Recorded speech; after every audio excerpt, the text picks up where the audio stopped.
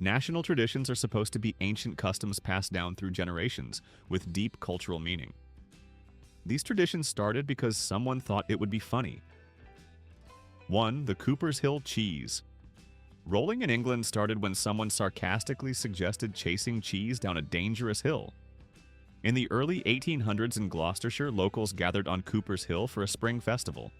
Someone made a joke about rolling a cheese wheel down the extremely steep hill and racing after it.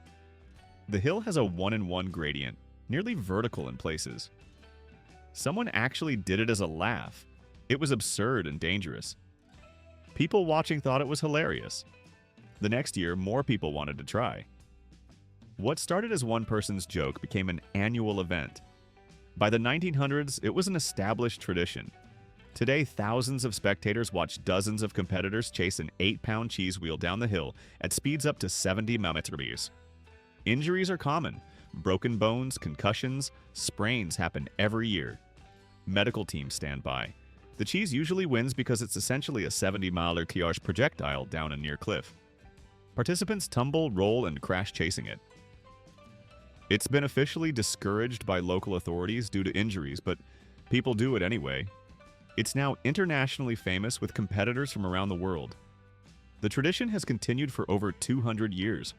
What started as someone sarcastically suggesting an obviously dangerous and stupid activity became one of England's most famous sporting traditions, broadcasted internationally, with people training year-round to chase cheese down a hill that's basically a cliff. 2. Finland's wife-carrying championship started as a joke about a 19th-century robber who made recruits steal women. The story goes that in the 1800s, a Finnish brigand named Ronkainen required men joining his gang to prove themselves by stealing wives from villages and carrying them through an obstacle course. This was likely folklore, not history. In 1992, someone in Sonkajärvi suggested reviving this tradition as a joke for a summer festival. They created a race where men carry women, not necessarily their wives, through an obstacle course with water hazards. The joke caught on. The first championship had a few local participants. Media covered it as a humorous oddity. The next year, more people entered. It became an annual event. Rules were established: minimum wife weight of 49 kilograms, penalties for dropping your wife, various carrying styles allowed. The prize? The wife's weight in beer. The event grew internationally. Today, it's an official world championship with teams from over a dozen countries. Competitors train seriously. There are techniques: the Estonian carry, piggyback, fireman's carry. Winners are celebrated as champions. What started as someone joking about mythical wife-stealing bandits became a legitimate international sporting competition with official rules, world records, and serious athletes. 3. The Roswell UFO Festival in New Mexico started when locals jokingly embraced a conspiracy theory to attract tourists. In 1947, something crashed near Roswell, likely a military weather balloon. UFO conspiracy theories emerged. For decades, Roswell was a small town struggling economically.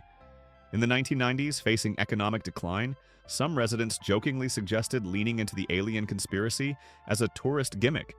They organized a small UFO festival as a tongue-in-cheek event. The first festival was tiny and ironic, but tourists came. Media covered it. The festival grew. What started as locals ironically embracing a conspiracy theory became Roswell's biggest annual event and economic driver. Today, tens of thousands attend. There are alien costume contests, lectures, tours, museums. The town's entire identity is aliens. Businesses have alien themes. Streetlights are shaped like alien heads. What began as a joke to make money off conspiracy theorists became the town's genuine cultural identity and economic foundation. 4. Japan's Kanamara Matsuri, Festival of the Steel Phallus, started as a joke among prostitutes about venereal disease protection. In Kawasaki, legend says a demon with teeth in its vagina hid in young women and bit off penises. A blacksmith forged a steel phallus that broke the demon's teeth. The legend was likely a metaphor for STDs. In the Edo period, prostitutes prayed at the shrine for protection from disease, treating it semi-seriously. In the 1970s, the shrine's priest jokingly suggested a festival around the phallic legend to raise money for HIV research. What started as a somewhat ironic event became a massive annual festival. Today, tens of thousands attend. Giant phallus sculptures are paraded through streets. Phallus-shaped candy, decorations, and costumes are everywhere. It's family-friendly despite the subject. Kids attend, grandparents participate. Money raised goes to HIV research. What began as a joke about an absurd legend became one of Japan's most famous festivals, attracting international tourists and serious charitable donations. 5. Air Guitar World Championships in Finland started when drunk people at a music festival mocked actual musicians. In 1996, at the Oulu Music Video Festival in Finland, attendees were drunkenly mocking performance rock by pretending to play guitars. Someone jokingly suggested having a competition for best air guitar performance. The organizers, equally drunk, thought it was hilarious and announced an impromptu competition. A handful of drunk people competed. The crowd loved it. The next year, it was announced as an actual event. More people entered, rules were created, 60 seconds per performance, judged on technical skill, stage presence, and airness. Media attention grew. What started as drunk people mocking musicians became an official world championship. Today, there are national qualifying competitions from dozens of countries. The World Championship in Finland draws competitors and spectators from around the world. Winners become internationally recognized. There are documentaries about it. People train for months. What began as a drunken mockery of rock musicians became a legitimate international competition with serious competitors, official rankings, and genuine prestige. 6. La Tomatina tomato fight in Spain started when kids threw tomatoes at bad musicians during a parade. In 1945 in Buñol, Spain, during a parade, street musicians were performing badly. Young people in the crowd were annoyed. Someone threw a tomato at the musicians. Others joined in. It escalated into a massive tomato fight involving the crowd. Police broke it up. Participants were fined. But the next year, some people brought their own tomatoes and started throwing them again, recreating the chaos. Authorities tried to ban it multiple times throughout the 1950s, but every year people kept doing it. Eventually, the town gave up and officially sanctioned it in the 1970s. Today, La Tomatina is one of Spain's most famous festivals. 20,000 plus participants from around the world throw 150,000 tomatoes at each other. It's organized with rules and safety measures. Trucks bring in special tomatoes. The town makes significant revenue. What started as kids throwing tomatoes at bad musicians became an internationally famous festival that's a major tourist attraction. 7. Burning Man in Nevada started as a small beach bonfire where someone burned a wooden man after a breakup. In 1986 in San Francisco, Larry Harvey built an 8-foot wooden man figure and burned it on Baker Beach with a small group of friends. The reason? His girlfriend had broken up with him and he wanted a symbolic gesture. It was a one-time cathartic joke. But friends asked him to do it again next year. He built a bigger one. More people came to watch. It became an annual beach event, growing each year. Eventually, authorities banned beach fires. The event moved to Nevada's Black Rock Desert in 1990. What started as one guy's breakup ritual became a massive counterculture festival. Today, Burning Man draws 70,000 plus participants annually. It's a temporary city with art installations, performances, and elaborate structures, all centered around burning a giant wooden man. It has its own culture, principles, and global community. What began as a bitter guy burning an effigy after a breakup became one of America's most famous cultural events. 8. The Boston Tea Party reenactment tradition started in the 1970s, when a historian sarcastically suggested Americans should remember by dumping tea annually. In 1973, a Boston historian giving a lecture joked that Americans had forgotten the revolutionary spirit of the Tea Party and should dump tea every year to remember. Some students took him seriously and organized a small reenactment. They dressed in period costumes and threw boxes of tea, empty, into Boston Harbor.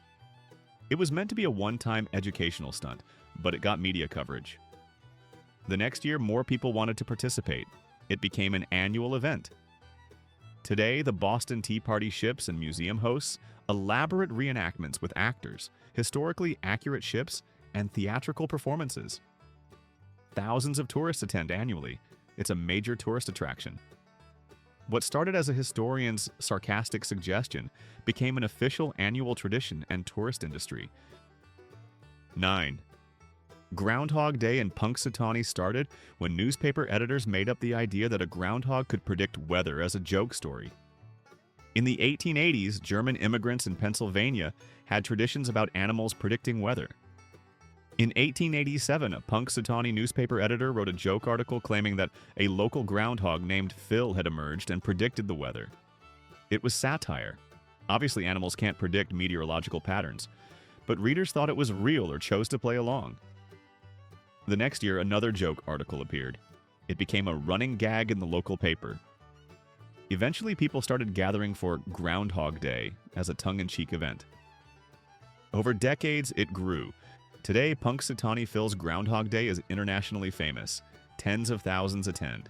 It's broadcast nationally. Media covers it seriously despite everyone knowing a rodent can't predict weather. It became an official tradition complete with ceremonies, inner circles, and top hats, all from a newspaper editor's joke article.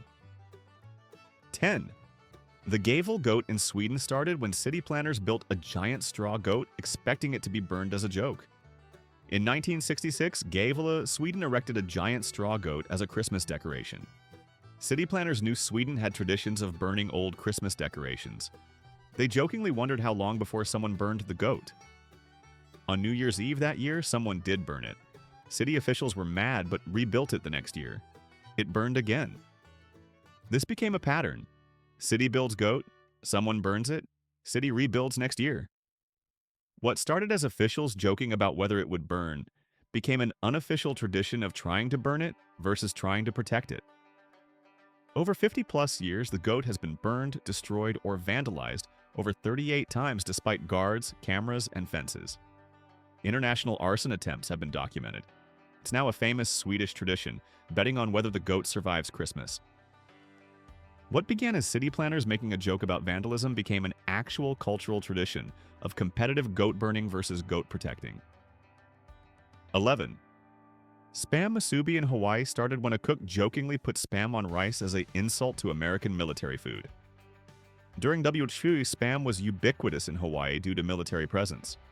A local cook, annoyed by American military rations, jokingly combined spam with traditional Japanese rice balls onigiri as a sarcastic fusion of American military culture and Japanese tradition. It was meant as culinary mockery, but soldiers actually liked it. They asked for more. After the war, it remained popular. Today, spam musubi is a beloved Hawaiian staple sold everywhere. Gas stations, restaurants, grocery stores. Millions are consumed annually. It's considered a traditional Hawaiian food, despite being invented as a joke about American food imperialism. What started as mockery became genuine local cuisine. 12. Polar bear plunges started when a man drunkenly bet he could swim in freezing water, and it became an annual dare. Various locations claim origin, but many polar plunges trace to early 1900s when drunk men made bets about swimming in winter. One documented case is 1904 in the Netherlands, where men drunkenly agreed to swim in freezing water on New Year's Day. They did it, nearly died from cold, but survived. It became an annual drunken challenge among the same group. Others joined, it spread to other communities. Today, polar plunges occur worldwide, thousands of organized events where people jump into freezing water. Some are charity fundraisers raising millions. Medical teams stand by. It's treated as a serious athletic charitable tradition. What started as drunk people making stupid bets became an international charitable tradition. 13. The Redneck Games in Georgia started to mock the Atlanta Olympics by creating redneck versions of Olympic events. In 1996, when Atlanta hosted the Olympics, a Georgia radio host joked about having Redneck Olympics to satirize the international games. Events included bobbing for pig's feet, mud pit belly flop, armpit serenade, and toilet seat horseshoes. The first event was a small local joke with maybe 50 participants. Media covered it as humorous. The next year, thousands came. It became an annual event running for over a decade, drawing 5,000, 7,000 participants and spectators. It was featured in international media. What started as satire of the Olympics became a genuine regional tradition, before eventually ending in 2012. While it's no longer held, it ran for 16 years as an actual event that started as complete mockery. 14. Krampusnacht. Celebrations in Alpine regions started when Catholic priests jokingly created an evil Santa to scare kids. In Alpine Europe, Krampus, an evil demon who punishes bad children, emerged in folklore. In the 1600s, Catholic priests disapproved of the pagan tradition, but locals ignored them. In the 1800s, some priests ironically embraced it, organizing Krampusnacht parades where men dressed as demons to scare children into behaving, making it semi-official. What was meant to co-opt a tradition they opposed became an actual church-sanctioned event. Today, Krampusnacht is a major tradition in Austria, Germany, and surrounding areas. Elaborate parades feature hundreds of people in terrifying demon costumes. Tourists attend. It's treated as a serious cultural tradition. What started as priests ironically endorsing something they wanted to suppress became a genuine, beloved tradition. 15. The kinetic sculpture race in California started when an artist jokingly challenged friends to race useless art sculptures. In 1969 in Ferndale, California, sculptor Hobart Brown built a ridiculous 5-wheeled contraption and jokingly challenged his son's pentacycle to a race. It was absurd. The sculptures barely moved and weren't designed for racing. A few friends built their own absurd kinetic sculptures and they raced on Mother's Day as a joke. Spectators thought it was hilarious. The next year, more people built sculptures. It became an annual event. Today, the Kinetic Grand Championship is a 3-day, 42-mile race over land, sand, and water, with elaborate human-powered kinetic sculptures. Hundreds participate. It requires engineering, art, and physical endurance. There are rules, judges, and awards. What started as an artist joking about racing useless sculptures became a legitimate endurance art competition. 16. Spam as a Hawaiian delicacy started when locals sarcastically embraced the cheapest available meat. After WO2, spam remained abundant and cheap in Hawaii. Locals jokingly adopted it as Hawaiian steak to mock their economic circumstances. If they couldn't afford real steak, they'd treat spam like a delicacy. The sarcasm faded as actual recipes developed. Today, Hawaii consumes more spam per capita than anywhere else. It's in traditional dishes, sold in McDonald's, considered a genuine local food. Spam musubi, spam fried rice, spam loco moco are traditional foods. What started as economic sarcasm became actual culinary tradition. 17. The Frozen Dead Guy Days festival in Colorado started when a town jokingly celebrated having a frozen corpse. In the 1990s, a Norwegian man kept his deceased grandfather's body frozen in a shed in Nederland, Colorado, hoping for future resurrection via cryonics. When authorities found out, there was debate about what to do. The town jokingly suggested celebrating their frozen resident. In 2002, they held Frozen Dead Guy Days as a tongue-in-cheek festival. Events included coffin races, frozen salmon tossing, and polar plunges. It was meant as a one-time joke, but it became annual. Today, it's Netherlands' biggest event, drawing 10,000-plus attendees. There are ice sculpting, live music, and coffin racing championships. The actual frozen body is still there, maintained by a caretaker. What started as a joke about an illegal corpse became an official town festival and major tourist attraction. 18. Dingus Day in Poland and Polish-American communities started as a folk tradition, where boys ironically hit girls with sticks. Dingus Day, the Monday after Easter, had folk traditions involving boys playfully swatting girls with pussy willow branches and dousing them with water. In the early 1900s, Polish immigrants in American cities like Buffalo ironically revived this tradition they'd abandoned in Poland as a tongue-in-cheek ethnic celebration. The first celebrations were small and ironic. Let's bring back the old country tradition of hitting women with sticks. It was absurdist humor, but it became a real annual celebration. Today, Dingus Day in Buffalo is a massive festival with 10,000-plus participants, political figures attending, parades, and Polish food. Cleveland, Detroit, and other cities celebrate it seriously. What began as ironic revival of a forgotten folk custom became a genuine ethnic tradition in America. 19. Baby jumping festival in Spain started when a priest jokingly suggested men jump over babies to ward off evil. In Castrillo de Murcia, Spain, a Catholic tradition called El Colacho involves men dressed as devils jumping over babies born in the past year, laid on mattresses in the street.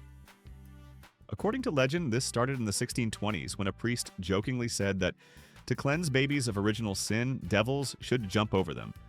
The joke being that the devil can't touch the innocent. Villagers took it seriously and started doing it. The Catholic Church officially disapproves, but it continues. Today, it's an annual tradition where grown men in devil costumes jump over rows of babies while families watch. It's considered a serious religious tradition despite starting as a priest's absurdist joke about sin. 20. The Underwater Music Festival in Florida started when a radio DJ joked about broadcasting a concert underwater. In 1985, a local radio station in the Florida Keys jokingly announced they'd broadcast an underwater concert for fish. A local dive shop owner thought it was funny and actually organized it as a promotional stunt. Divers went underwater with waterproof speakers playing music. It was absurd and got media attention. The next year, they did it again. It became an annual event. Today, the Lower Keys Underwater Music Festival draws hundreds of divers who listen to oceanic-themed music underwater. There are costume contests, underwater performers, and it's a genuine environmental awareness event promoting reef protection. What started as a radio DJ's joke became a legitimate annual environmental festival. 21. The World Beard and Mustache Championship started in a German beer hall when drunk men jokingly compared facial hair. In 1990, in Höfen, Enns, Germany, men drinking in a pub started jokingly competing over who had the best beard. They created absurd categories and judged each other's facial hair. The first championship was entirely satirical, but the next year more people showed up with prepared beards. It became an actual competition. Today, the World Beard and Mustache Championships is an international event held biennially with competitors from dozens of countries. There are 18 official categories including Imperial Partial Beard, Dolly Mustache, and Full Beard Freestyle. Competitors spend months growing and styling. Winners are celebrated. What started as drunk guys joking became a serious international competition. 22. The Bologna Sausage Festival in Italy started when butchers jokingly suggested celebrating the world's cheapest meat. Bologna, Italy is famous for mortadella, high-quality cold cut. American bologna is a cheap imitation. In the 1950s, Italian butchers were insulted by American bologna and jokingly suggested celebrating the worst sausage named after our city. A small ironic festival was held mocking American bologna. But over time, the mockery faded and it became a genuine celebration of mortadella and sausages. Today, Bologna hosts sausage festivals, celebrating their culinary heritage, though the origin was mocking Americans. What began as sarcastic mockery became actual celebration. 23. Ugliest Dog Contest started when a Northern California bar owner jokingly suggested dogs compete for ugliest. In the 1970s, a Petaluma, California bar owner tired of beautiful dog shows sarcastically suggested a competition for ugliest dogs. The first contest had maybe a dozen entries and was purely for laughs. But media picked it up. People loved the absurdity. It grew. Today, the world's ugliest dog contest at the Sonoma Marine Fair is internationally famous. Winners appear on national TV. There are prizes, prestige, and book deals. The contest celebrates adopted dogs and promotes rescue organizations. What started as mockery of dog shows became a legitimate competition promoting animal welfare. 24. Running of the nudes in Pamplona started when PETA activists ironically protested running of the bulls. In 2002, PETA organized naked runners in Pamplona to protest the running of the bulls. The irony being that naked humans running was safer and more humane than bulls being run to their deaths. It was meant as protest theater, but people thought it was fun. Non-protesters joined. It became an annual event separate from PETA. Today, hundreds run naked or semi-naked through Pamplona before the running of the bulls. It's treated as a tradition in its own right. What started as ironic protest became an actual tradition that happens alongside the thing it was protesting. 25. The Great Fruitcake Toss in Colorado started when someone joked that the only good use for fruitcake is throwing it. In 1996, in Manitou Springs, Colorado, someone at a community meeting joked that nobody eats fruitcake, so they should throw them instead. A local event organizer thought it was funny and created a fruitcake throwing competition.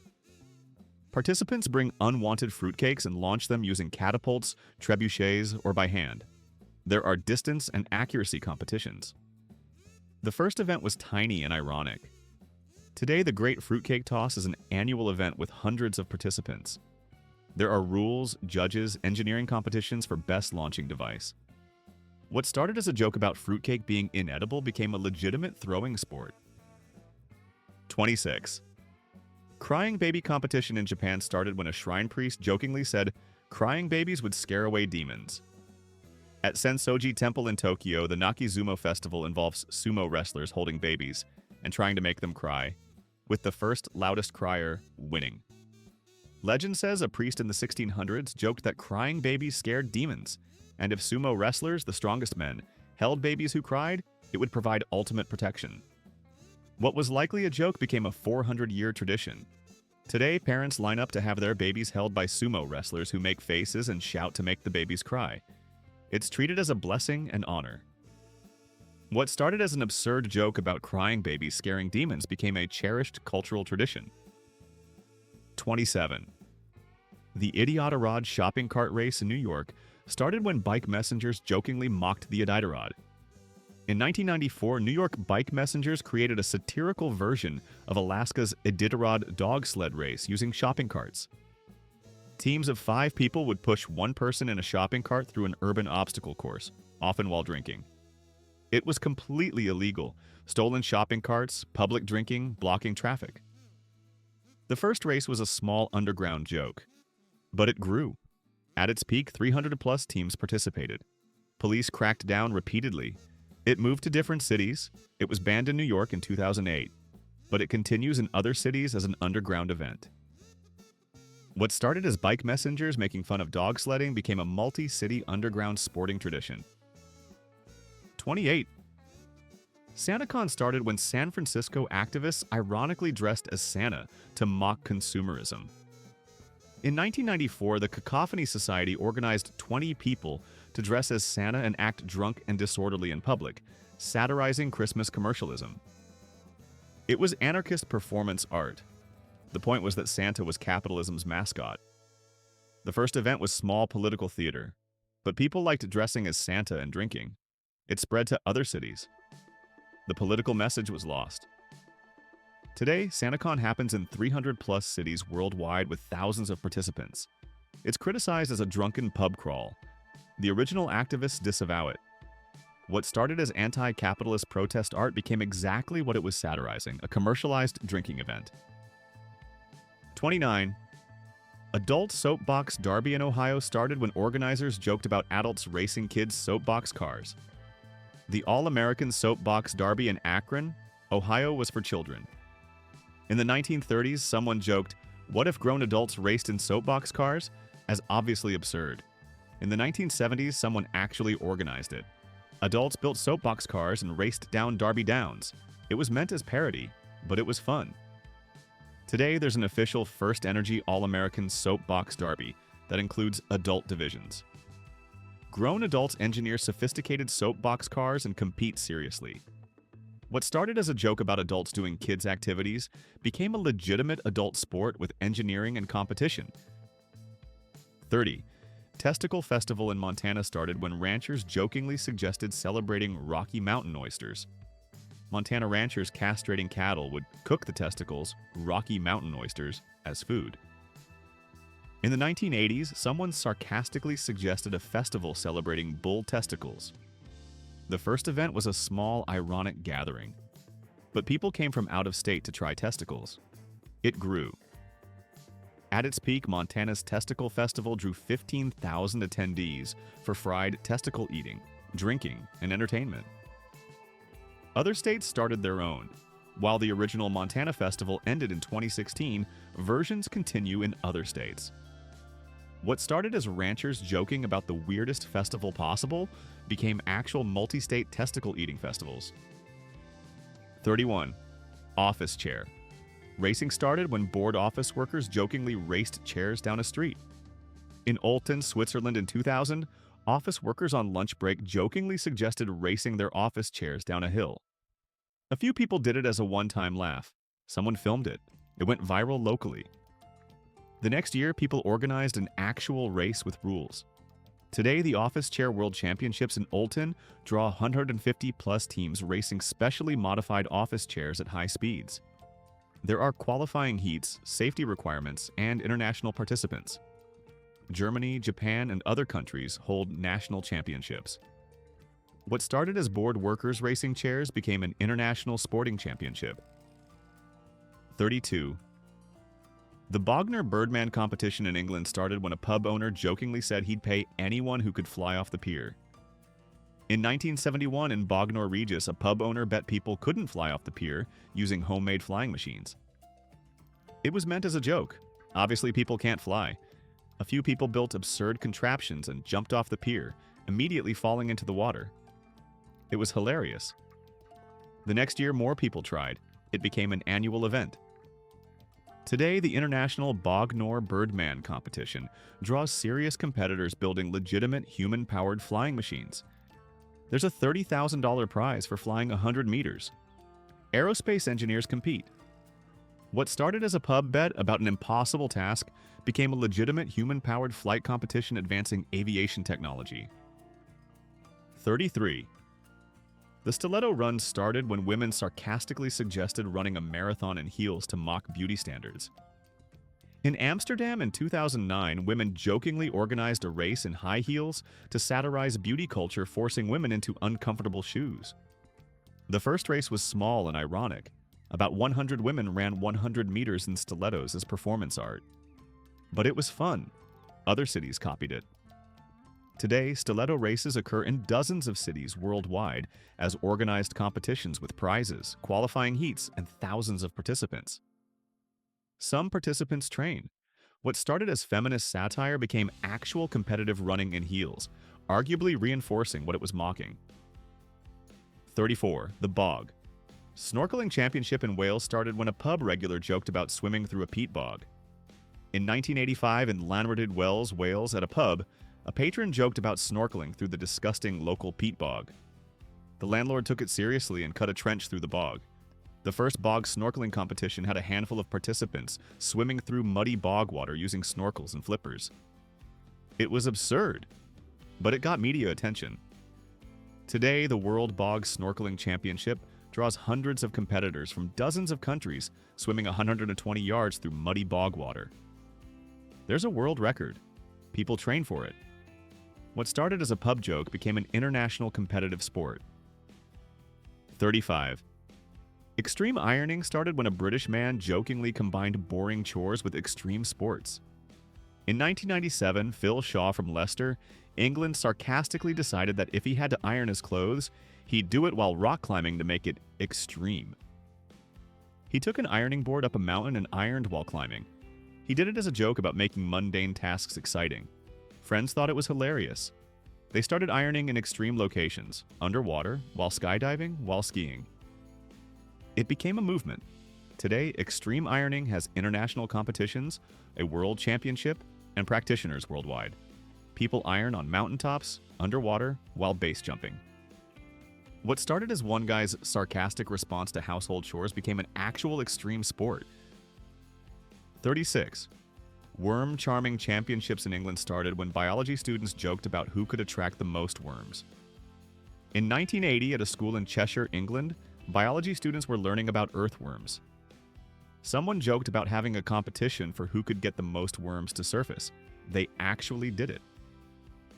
Students used various methods, vibrations, music, water, to coax worms from the ground. It was meant as a one-time class activity. But the local community heard about it and wanted to participate. It became an annual event. Today, the World Worm Charming Championship draws hundreds of participants competing to charm the most worms from a plot of earth in 30 minutes. There are serious techniques and world records. What started as a classroom joke became an international championship. 37. Mobile phone. Throwing championship in Finland started when an angry person jokingly said they wanted to throw their phone as far as possible. In 2000 in Finland, frustrated with mobile technology, someone joked about hurling phones as a stress relief competition. A sporting club actually organized it. The first event had a handful of participants throwing old phones for distance and accuracy.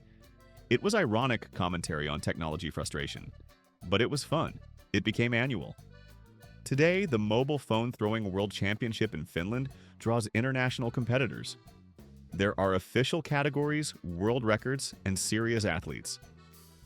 Techniques are studied. What started as technology frustration became a legitimate throwing sport.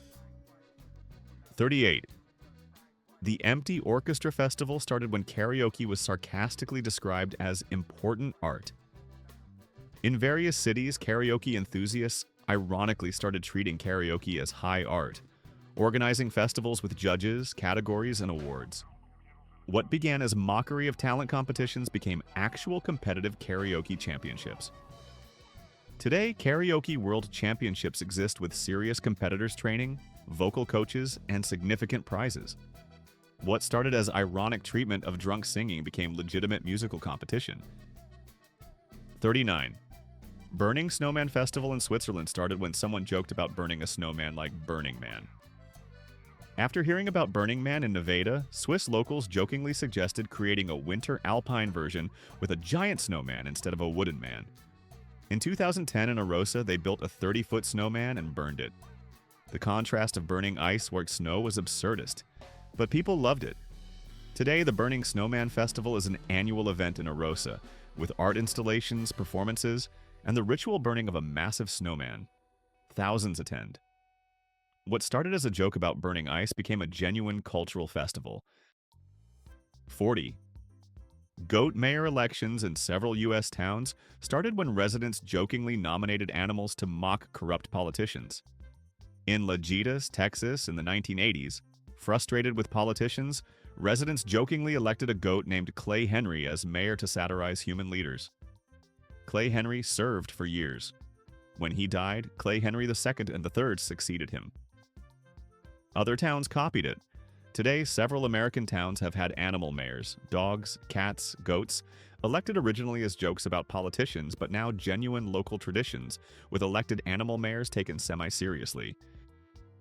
41. The Naki Sumo Baby Crying Festival's international version in New York started when Japanese expats jokingly tried to export their tradition. Japanese immigrants in New York jokingly organized a baby crying competition like the one in Japan, knowing Americans would think it was insane. The first event in the 1990s was tiny and ironic, but Japanese and American parents participated. It grew. Today, baby crying competitions occur in several American cities as actual events inspired by the Japanese tradition. What started as cultural satire became a genuine cultural export. 42. Zombie pub crawls started when Minneapolis residents joked about combining Halloween costumes with drinking. In 2005, a Minneapolis group jokingly organized a pub crawl where everyone dressed as zombies. It was meant as a one-time Halloween joke, zombie costumes while visiting bars. About 150 people attended. It was absurdly fun. The next year, thousands came. It became annual. Today, zombie pub crawls occur in cities worldwide. Minneapolis's zombie pub crawl at its peak drew 30,000 plus participants and held a Guinness World Record for largest gathering of zombies. What started as a Halloween drinking joke became an international phenomenon with multiple cities hosting official zombie pub crawls. 43. International Pillow Fight Day started when someone on social media jokingly suggested everyone have a pillow fight on the same day. In 2008, a social media group sarcastically suggested that April 2nd should be International Pillow Fight Day, with synchronized pillow fights worldwide. It was obvious satire, but people in dozens of cities actually organized public pillow fights. Thousands participated globally. Media covered it. It became annual. Today, International Pillow Fight Day occurs in 100-plus cities worldwide, with thousands of participants having massive public pillow fights. What started as internet sarcasm became an actual international tradition. 44. No pants subway ride started when Improv Everywhere jokingly suggested riding the New York subway without pants. In 2002, Improv Everywhere organized 7 people to ride the New York subway in underwear pretending nothing was unusual. It was performance art satire of urban life. Other passengers were confused. Media covered it as a weird prank. But the next year, more people joined. It spread to other cities. Today, the No Pants subway ride occurs in 60-plus cities worldwide, with thousands of participants riding public transit in underwear annually. What started as 7 people doing performance art became an international tradition with tens of thousands of participants. 45. And finally, Festivus started as a joke on the TV show Seinfeld that became a real celebration for people tired of Christmas. In a 1997 Seinfeld episode, the character Frank Costanza described Festivus, a December 23rd holiday he invented as an alternative to Christmas. The episode satirized holiday traditions with absurdist elements, a Festivus aluminum pole instead of a tree, airing of grievances, and feats of strength. It was complete fiction written as comedy. But after the episode aired, people actually started celebrating Festivus. Some did it ironically. Others genuinely adopted it as a secular alternative to Christmas. Over 25-plus years, Festivus became a real cultural phenomenon. People buy Festivus poles. Governors issue Festivus proclamations. Festivus celebrations occur in bars and homes. Websites sell Festivus merchandise. What started as a joke on a TV comedy show about a fake holiday became an actual holiday celebrated by thousands of people with genuine Festivus traditions, merchandise, and cultural recognition. A completely invented satirical holiday from a sitcom became a real tradition, proving that the stupidest origins can become the most genuine cultural practices when enough people decide to take the joke seriously and make it real. The brutal truth about traditions that started as jokes is that they reveal how culture actually forms, not through centuries of carefully preserved ancient wisdom, but through someone doing something stupid, other people finding it funny, and everyone agreeing to keep doing it until it's not a joke anymore. These traditions follow a pattern. Someone makes a joke, sarcastic suggestion, or does something absurd. A small group plays along ironically. Media covers it. More people join, some ironically, some genuinely. The irony fades. Rules are created. It becomes organized. Competitions have winners. Eventually, nobody remembers it was a joke. Second and third generations participate genuinely, never knowing their cherished tradition started because someone was being sarcastic. What's particularly interesting is how quickly irony becomes sincerity. The wife-carrying championship that started as a joke about mythical bandits now has athletes training year-round. The cheese rolling that started as a dare now has international competitors.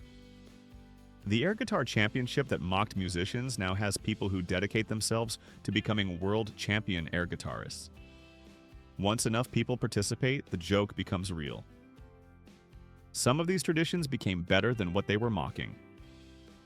Festivus, invented to satirize Christmas, is celebrated by people who genuinely find it more meaningful than traditional holidays. Extreme ironing, started to mock extreme sports, actually became an extreme sport with legitimate athletes.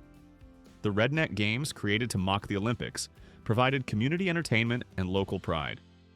The joke becoming real sometimes creates something genuinely valuable. The technology factor accelerated this process. Pre-internet, a local joke stayed local. Today, someone's joke in one country becomes a tradition in 50 countries within a decade because social media spreads it globally. The No Pants subway ride went from 7 people in New York to 60-plus cities worldwide in a decade. Zombie pub crawls spread internationally within years. Internet culture turned local jokes into global traditions overnight.